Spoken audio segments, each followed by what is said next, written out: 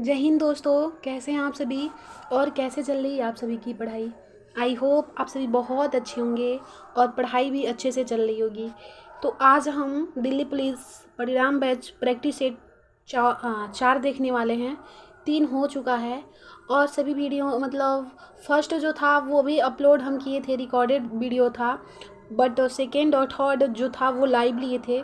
तो अब आप सभी को लाइव नहीं मिलेगा क्योंकि लाइव में थोड़ा प्रॉब्लम हो रहा है, नेट इशू हो जाता है बीच बीच में, इसलिए ये वीडियो डेली आपको सुबह में ही अपलोड मिलेगा। तो चलिए स्टार्ट करते हैं अपना प्रैक्टिस सेट 4। देखिए प्रैक्टिस सेट 3 से कुछ 5 क्वेश्चन हैं। अगर ये 5 क्वेश्चन का आप आंसर देते हैं तो ये समझ जाइए कि आपको पिछला जो प्रैक्टिस सेट है वो अच्छे से तैयार है। चलिए पहला क्वेश्चन देखिए क्या है। पहला क्वेश्चन है, शाओ जाओ त्योहार कहाँ मनाया जाता है। तो ये बहुत ही इम्पोर्टेंट है, ये गोवा में मनाया जाता है। शाओ जाओ कहाँ मनाया जाता है, तो ये गोवा का त्यौहार है। तलाजा गुफा कहाँ पर है, तो ये गुजरात में। कहाँ पर है, गुजरात में है। क्वेश्चन नंबर 3 देखते हैं, मौलिक कर्तव्य किस समिति की अनुशंसा पर शामिल किए गए हैं, तो सरदार स्वर समिति पर। ठीक है, चलिए देखते हैं क्वेश्चन नंबर 4 क्या कह रहा है। सबसे छोटा नदी द्वीप कौन सा है, तो उमानंद। जो उमानंद है ना वो सबसे छोटा नदी द्वीप है। आई होप आप सभी को अच्छे से समझ आ रहा होगा। इसमें समझाना क्या है, ये कल का क्वेश्चन है, कल का प्रैक्टिस सेट जिसने लिया होगा उसको पता होगा ये 5 क्वेश्चन।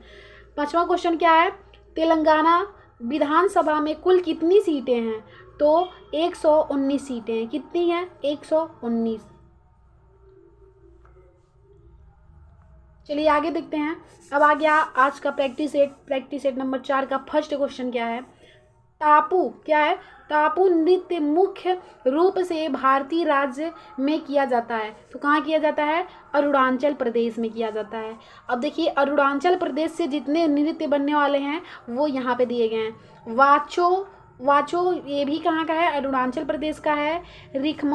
रिखमपाड़ा, अजीलामू ये सभी कहाँ का है, और रोपी ये सभी कहाँ का है, अरुणाचल प्रदेश का है। अच्छे से इसको आप वॉच करेंगे क्योंकि हम ये फास्ट रिवीजन करा रहे हैं तो ज़्यादा टाइम नहीं लगाएंगे। ठीक है, उत्तर प्रदेश का कौन कौन सा है, कथक है, चप्पल है, जैता है। चप्पल है और जैता है। ठीक है, गुजरात का क्या है, गरबा भवई। गुजरात का गरबा भवई। और आंध्र प्रदेश का कुचिपुड़ी धीमसा। कुचिपुड़ी धीमसा। आई होप आप सभी को समझ आ गया होगा। चलिए क्वेश्चन नंबर 2 पे आते हैं। क्वेश्चन नंबर 2 क्या कह रहा है, उस्ताद बुंदू खान और संतोष मिश्रा किस वाद्य यंत्र से जुड़े हैं।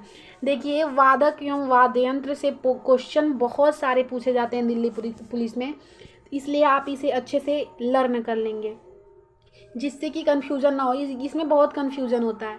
सारंगी, ये उस्ताद बुंदू खान और संतोष मिश्रा किससे जुड़े हुए हैं, सारंगी से।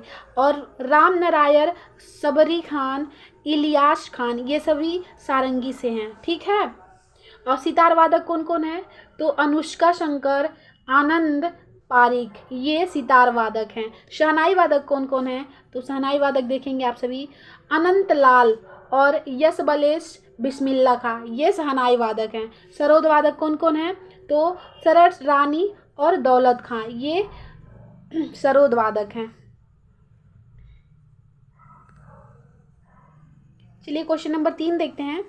क्वेश्चन नंबर 3 क्या है, विशु निम्नलिखित में से किस राज्य के प्रसिद्ध त्योहार है। विशु पूछ रहा है, तो विशु कहाँ का है, केरल का है। और केरल का न्यू ईयर पूछा जाता है, 9 वर्ष, तो ये मलयालम 9 वर्ष होता है। ठीक है, सभी जितने भी राज्य हैं उसका देख लीजिए। उड़ीसा का न्यू ईयर कौन सा है, तो पाना संक्रांति है। ठीक है, और तमिलनाडु का क्या है, तो पुंथड़ू है। बहुत ही इंपॉर्टेंट है, इसको अच्छे से याद कर लीजिएगा। असम का जो न्यू ईयर होता है वो बोहाग बिहू होता है। This is very very important. ये क्वेश्चन बोहाग बिहू बहुत बार पूछा गया है, एसएससी का फेवरेट क्वेश्चन है। उगादी, उगादी ये दक्षिण भारत का है। दक्षिण भारत में कौन कौन सा राज्य आएगा, कर्नाटक हो गया, आंध्र प्रदेश, तेलंगाना ये सभी का उगादी जो है न्यू ईयर होता है। ठीक है, पोइला वैशाख ये वेस्ट बंगाल का है। और विष्णु वर्ष उत्तरायण गुजरात का है। ठीक है, न्यू ईयर। सिक्किम का न्यू ईयर क्या होता है, तो लोसुंग होता है। और जम्मू एंड कश्मीर का क्या है, तो नवरेह है। और गुड़ी पर्व कहाँ का है? तो महाराष्ट्र का है। बैसाखी पंजाब का है। आई होप आप सभी को समझ आ गया होगा। आते हैं क्वेश्चन नंबर 4 पे। क्वेश्चन नंबर 4 क्या कह रहा है? 2011 आईसीसी पुरुष विश्व कप फाइनल में भारत के लिए सर्वाधिक रन किसने बनाया था? तो गौतम गंभीर। आईसीसी 2011 अगर जो देखा होगा उसे पता होगा, गौतम गंभीर जो थे वो अधिक रन बनाए थे। कितने रन बनाए थे? टोटल 97 रन बनाए थे। ठीक है।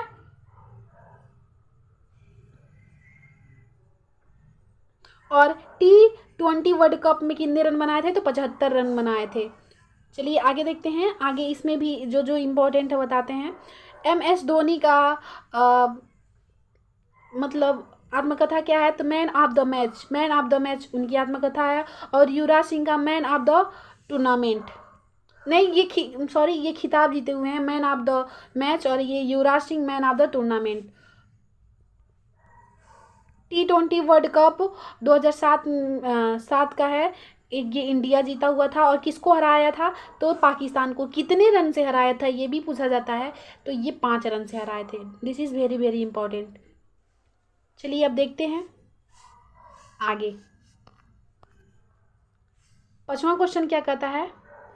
Sridevi girl woman super star पुस्तक की लेखिका कौन है? तो सत्यार्थ नायक जी हैं। कौन है? सत्यार्थ नायक। माई लाइफ इन डिजिंग ये किसका है? तो गौरी खान का है। और प्रेगनेंसी बीवल ये किसका है? तो करीना कपूर का है। ठीक है।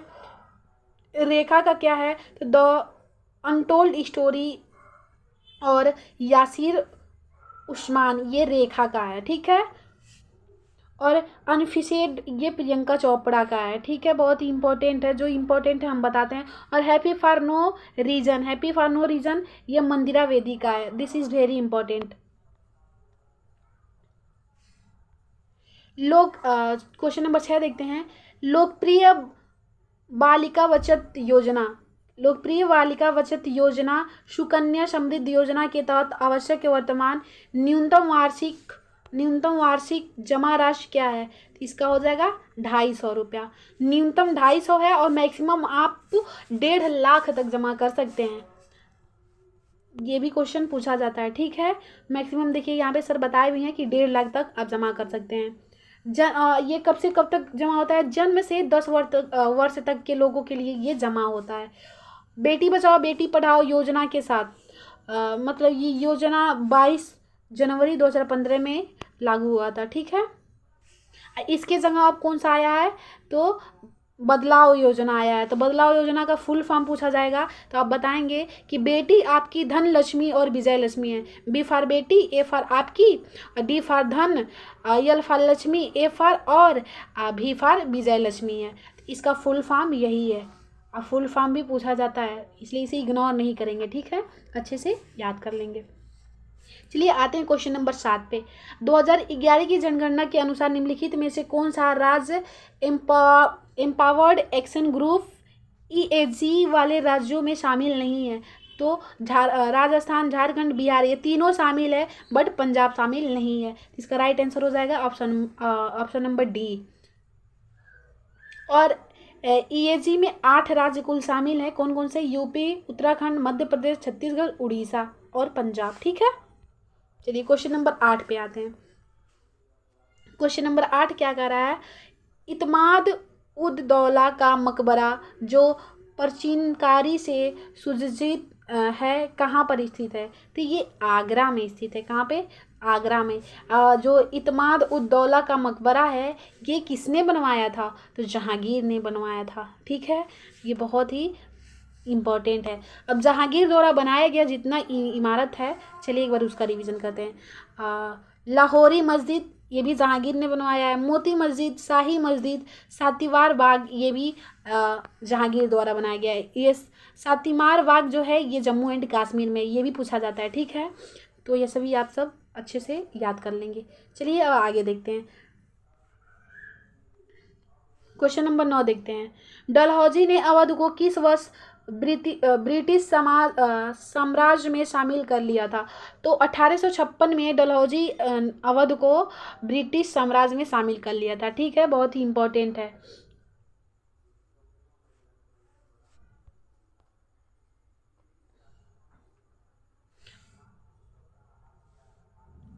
देखिए पहले सतारा में 1848 में, और संबलपुर को 1850 में शामिल किया, उदयपुर को 1852 में, और नागपुर को 1853 में, झांसी को 1854 में।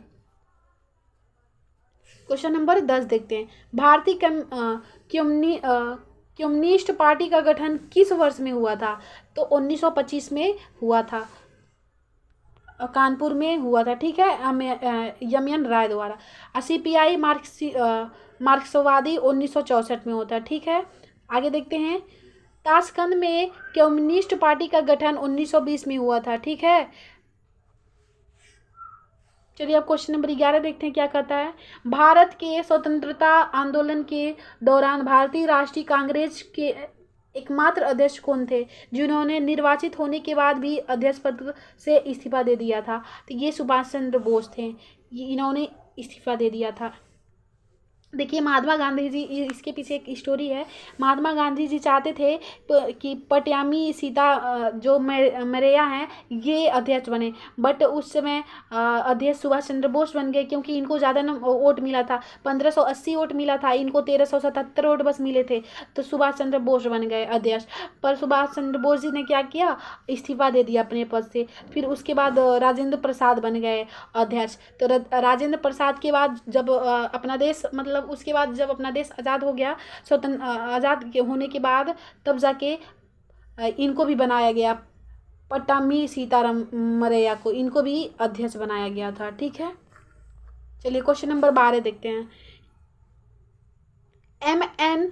वेंकटचलैया की अध्यक्षता में गठित संविधान समीक्षा आयोग ने मौलिक कर्तव्य के सफल कार्यान्वयन के लिए सरकार द्वारा की जाने वाली कुछ पहलों की सिफारिश की है। इसका ऑप्शन नंबर बी सही हो जाएगा, यहाँ पे भरा जाएगा एम.एन. वेंकटचलैया, ठीक है। मौलिक कर्तव्य तो आप लोग अच्छे से पढ़ ही लिए होंगे। मौलिक कर्तव्य से जितने आर्टिकल हैं कल के लेक्चर में है, प्रैक्टिस सेट में, ठीक है।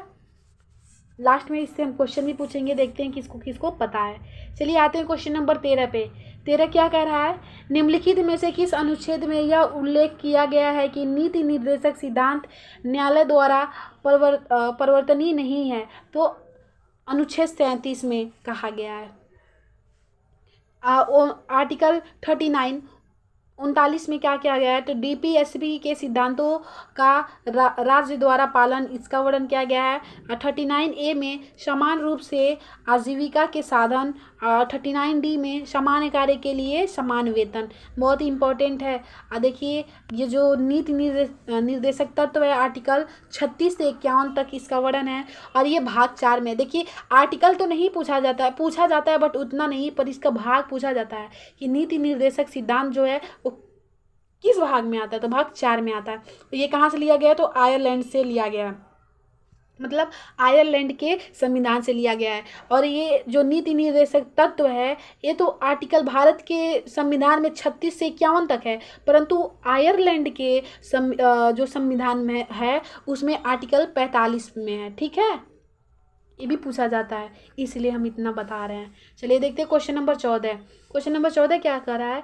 भारतीय संविधान का कौन सा अनुच्छेद सहकारी समिति के संवर्धन से संबंधित है? तो ये आर्टिकल नंबर 43B हो जाएगा। 43A श्रमिक भागीदारी से है, 42 प्रस्तुति मदद से है, 44 समान सिविल संहिता से। देखिए जो इम्पोर्टेंट होगा वही बस हम बताएंगे।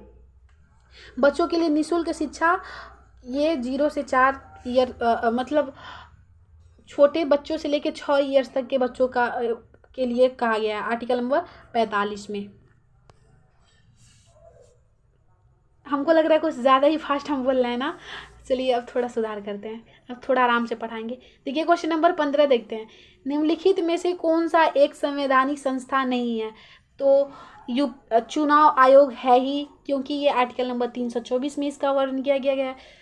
यूपीएससी ये भी है 315 में भाग 14 में, और सीएजी भी है, परंतु राष्ट्रीय महिला आयोग इसका कहीं वर्णन है क्या अपने संविधान में? नहीं। तो यही इसका राइट आंसर हो जाएगा, ऑप्शन नंबर डी। राष्ट्रीय महिला आयोग का जो हेडक्वार्टर है न्यू दिल्ली में है, ये भी पूछा जाता है, ठीक है। और ये एक्ट 1990 में आया था और 31 जनवरी 1952 में स्थापित किया गया था। इसकी पहली अध्यक्ष अध्यक्ष कौन थे? तो जयंती पटनायक थे। अब वर्तमान अध्यक्ष कौन है? तो रेखा शर्मा है। ठीक है, अब क्वेश्चन नंबर हम 16 पे आते हैं। 16 क्या कह रहा है? भारत किस देश के साथ अपनी सबसे बड़ी अंतर्राष्ट्रीय सीमा साझा करता है? तो बांग्लादेश के साथ करता है। किसके साथ? बांग्लादेश के साथ। असम सबसे कम करता है 263 किलोमीटर ही, और वेस्ट बंगाल जो है वो बहुत ज़्यादा करता है। कितना? 2216 किलोमीटर। उसके बाद आता है मिजोरम, त्रिपुरा, मेघालय। चलिए इसको याद करने का ट्रिक देख लीजिए। अंतर्राष्ट्रीय सीमा बचपन में MBA। B फॉर बांग्लादेश हो जाएगा, C for China, P for Pakistan, N for Nepal, M for Myanmar, B for Bhutan, A for Australia हो जाएगा। आते हैं क्वेश्चन नंबर 17। अब नदियों से क्वेश्चन बनने लगे। नर्मदा नदी मध्य प्रदेश में से निकलती है। कहाँ से निकलती है? तो अमरकंटक की पहाड़ी से। नर्मदा नदी कहाँ से निकलती है? अमरकंटक की पहाड़ी से। बस आप इतना याद रखेंगे, बहुत ही इंपॉर्टेंट है। ठीक है, भारत की 5वीं सबसे लंबी नदी ये है नर्मदा नदी। ठीक है,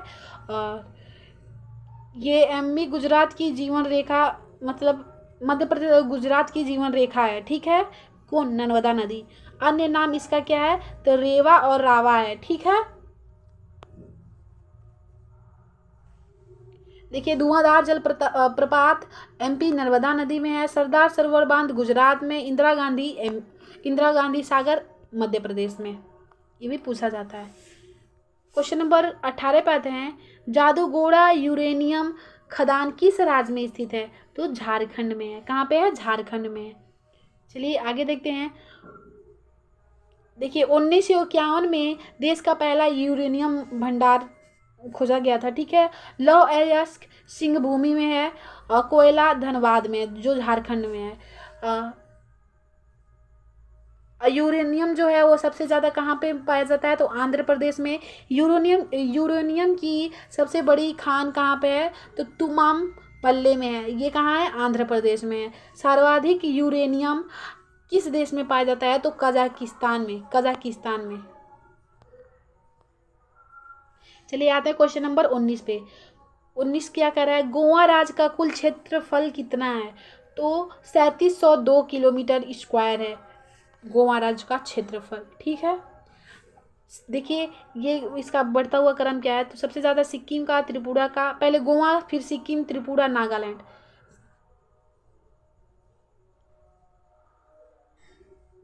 और सबसे ज़्यादा क्षेत्रफल किसका है? सबसे कम गोवा का है, सबसे ज़्यादा क्षेत्रफल राजस्थान का है। भारत का पहला आर्थिक सर्वेक्षण में प्रस्तुत किया गया था। तो 1950 से 51 में किया गया था। और ये किसके आर्थिक सर्वेक्षण किसके द्वारा जारी किया जाता है? तो वित्त मंत्रालय द्वारा जारी किया जाता है 31 जनवरी को। ठीक है,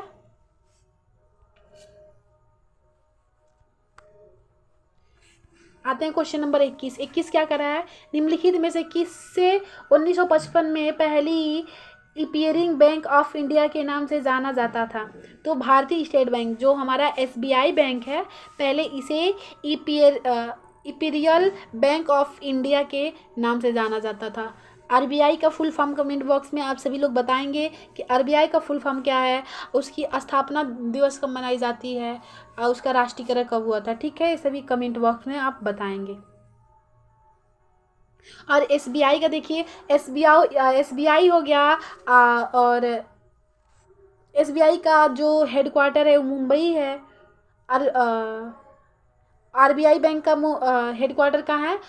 वो भी शायद, हाँ, मुंबई ही था, उसका भी हेडक्वार्टर मुंबई ही था। राइट आंसर मुंबई होगा। ठीक है, चलिए आगे देखते हैं। क्वेश्चन नंबर 22 में क्या कर रहा है?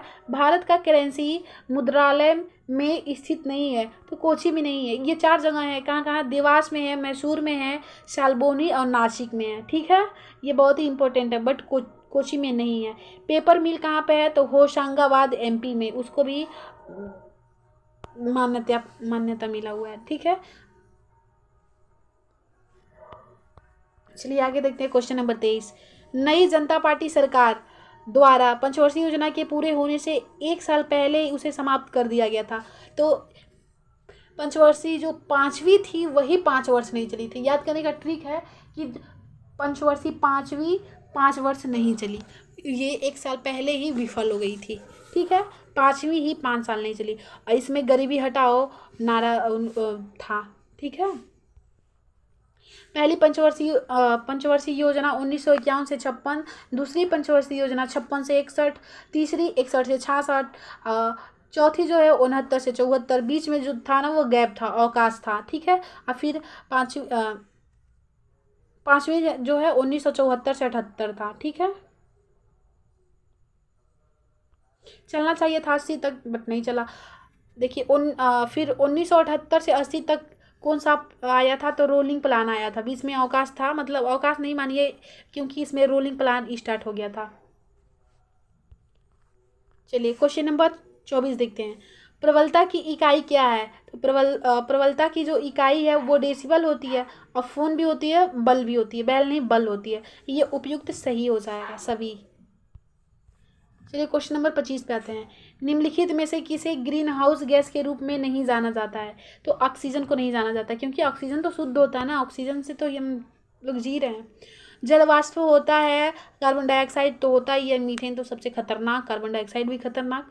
तो ये सब होते हैं। ठीक है, ग्रीन हाउस के रूप, बट ऑक्सीजन नहीं होता है। इसमें और क्या क्या आता है, तो कार्बन मोनोऑक्साइड हो जाएगा, NO2 हो जाएगा, ओजोन।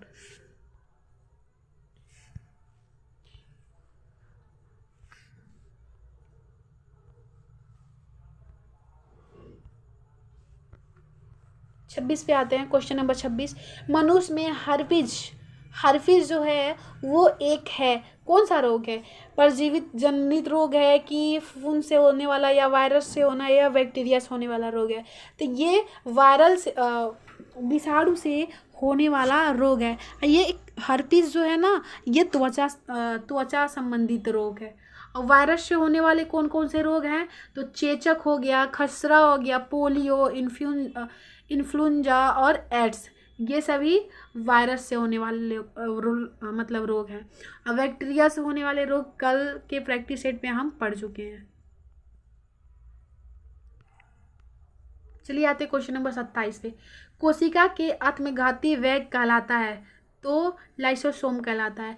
लाइसोसोम का कभी हिंदी में नाम आ गया तब तो आप गए काम से, तो ये भी जानना ज़रूरी है। ये क्या है, लाइसोसोम का मतलब हिंदी में उसका मतलब है लाइसोसोम। लाइसोसोम इंग्लिश वर्ड है, इसका हिंदी में होगा लयन लाय। ठीक है, ये प्रोटीन का प्रबंधक, पावर हाउस ऑफ सेल किसे कहते हैं, तो माइटोकॉन्ड्रिया कहते हैं। ये भी आप याद रखेंगे। ठीक है, ये क्या हो जा रहा है, हम समझ नहीं आ रहा है। चलिए आते हैं क्वेश्चन नंबर 28 पे। 1 मिनट, 28 पे थे ना, सॉरी 28 पे आते हैं जल्दी से। हाल ही में इमोइन इरतपा महोत्सव किस राज्य में मनाया गया है, तो मणिपुर में।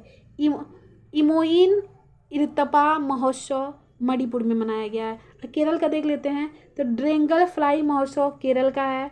मेघालय का चेरी ब्लॉसम है। नागालैंड का आर्यजन फेस्टिवल है। ठीक है, मणिपुर का और देख लेते हैं, तो सिउई लिली और गान एंड गाई, ये सभी कहाँ का है, तो मणिपुर का है। सगाई फेस्टिवल भी मणिपुर का है। 29 देखते हैं, क्वेश्चन नंबर 29। तुर्की में आए भूकंप के बाद मदद के लिए भारत ने कौन सा ऑपरेशन चलाया, उस समय का ऑपरेशन है। तुर्की में जब भूकंप आया था तो ऑपरेशन दोस्त चलाया था। कौन सा ऑपरेशन दोस्त। और देखिए कोरोना वायरस के समय वंदे भारत मिशन ये चला हुआ था ऑपरेशन।